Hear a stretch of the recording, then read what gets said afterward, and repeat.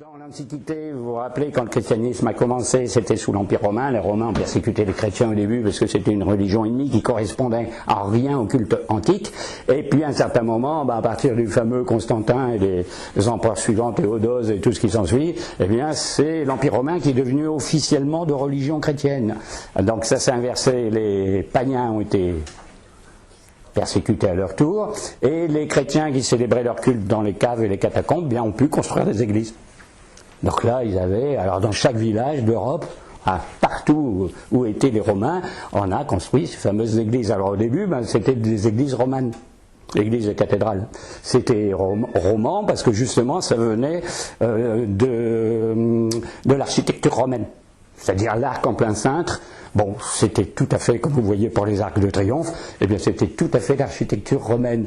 Donc on a imité dans les constructions la romane, ça s'appelle la roman. Hein. Donc ça a couru des siècles et des siècles comme ça, avec des églises plus ou moins belles, plus ou moins bien perfectionnées. Hein. Alors, on va pas faire l'art roman aujourd'hui, puisque c'est l'art gothique là, qui est le sujet du jour. Mais bon, ces églises romanes sont assez massives.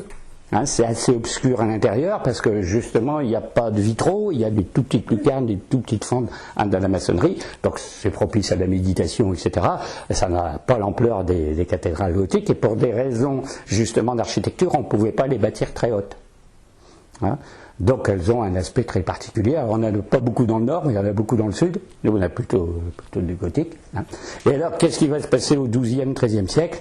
Eh bien on va changer totalement de style. On va passer du style roman au style gothique. Alors ça ne s'est pas passé en un jour. C'est-à-dire qu'il n'y a pas des architectes qui ont dit bon on arrête le roman aujourd'hui, on va construire du gothique. À un moment il y a eu à peu près sur un siècle les deux en parallèle. Donc quand on a commencé les premières cathédrales gothiques, le roman était à son apogée. On les finissait, ces cathédrales-là. Donc par exemple, si vous prenez au XIIe siècle, on finissait des belles cathédrales